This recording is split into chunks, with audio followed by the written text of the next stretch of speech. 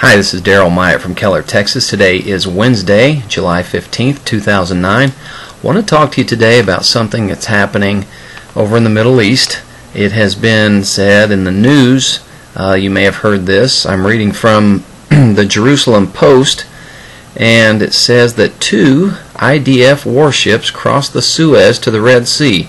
Now, you may have heard of this a few days ago, but in a new signal to Iran, 2 SAR 5 class Israeli Navy ships crossed through the Suez Canal from the Mediterranean to the Red Sea on Tuesday to beef up Israel's Navy presence near Eilat.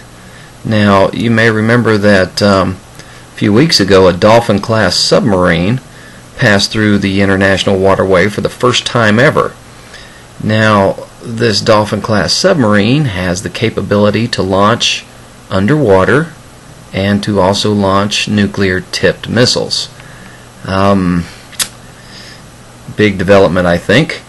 One of the ships, the INS Hanit, already crossed the canal in June, and what an Egyptian source said was the first time a large missile ship used the strategic waterway, which is the fastest route to get Israeli Navy vessels from the Mediterranean, where they're based, to the Red Sea and beyond. Otherwise, they would have had to go all the way down around the Horn of Africa, which, that'd be crazy. It'd take forever.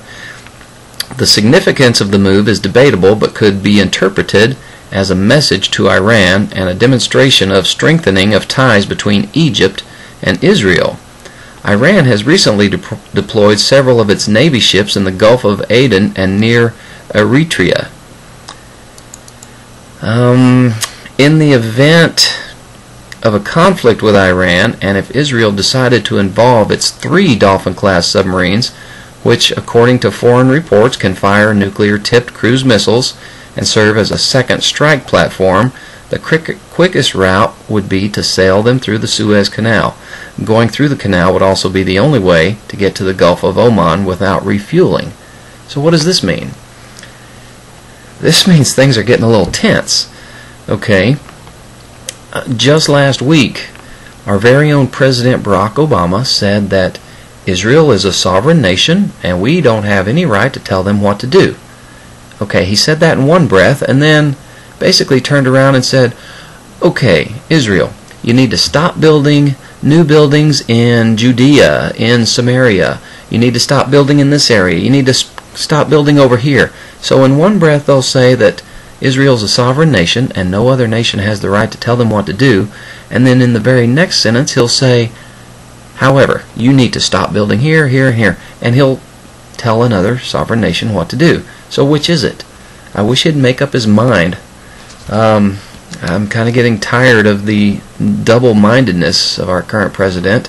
You know, first of all, I'd like to see his birth certificate. You know, if he's going to go against our Constitution and break the rules from the very beginning, what else is he going to do? Don't get me started. That's a totally different subject. Let's get into the Word today.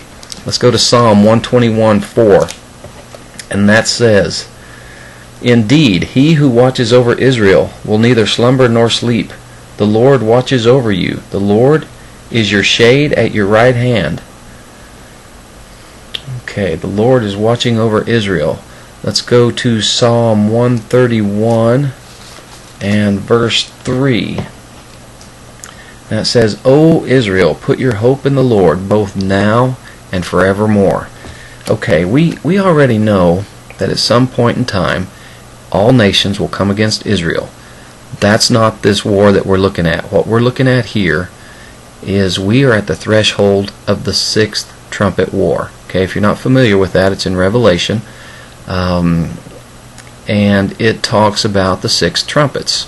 Well, the 6th trumpet is a war that emanates from the Euphrates River area, which about 65% of it is in Iraq, where we have had on average about 150,000 troops there over the last 6 years fighting up and down all along the banks of the Euphrates River.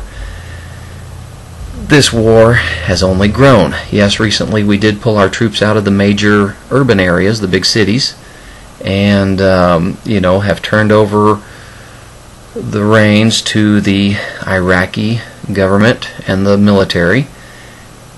But this war seems to be growing. Okay, we've put more troops in Afghanistan, fighting the Taliban there. We're looking at putting troops into Pakistan because of the failing government there and the fact that they have nuclear weapons that we don't want to fall into the wrong hands. We also see Iran being belligerent with their nuclear testing and their long-range missile tests, and North Korea with their underground nuclear testing and their long-range missile testing. The Sixth Trumpet War that started in the Euphrates River area is simply growing. Okay, it doesn't look like it maybe to some people, but that's what it's doing.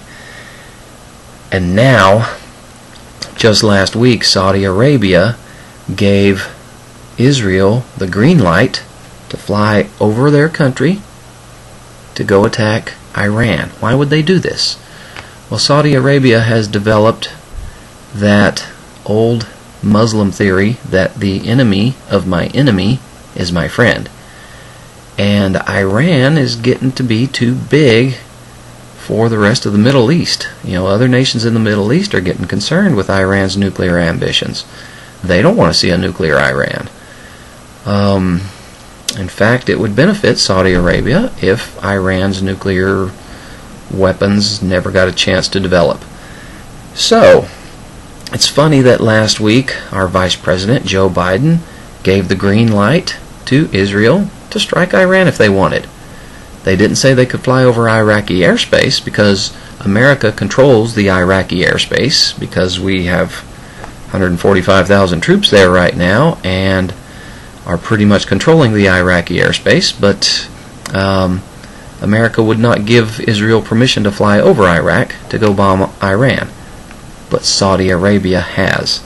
And Israel can reach any place in Iran by flying over the northern part of Saudi Arabia. So, once we see that happen, of course, Iran will retaliate. Russia would probably step in because Russia is an ally of Iran. And that might start the run-up to the Battle of Armageddon. But what we see happening here before us could be the developments that lead to the Sixth Trumpet War. I believe the Sixth Trumpet War started on 9/11. Okay, and from there we sent troops over to Iraq and took care of Saddam Hussein and looked for the terrorists that bombed our buildings. So, it's only growing. Okay, let's go to Isaiah 41. Verse 17. That says, "The poor and needy search for water, but there is none. Their tongues are parched with thirst. But I, the Lord, will answer them.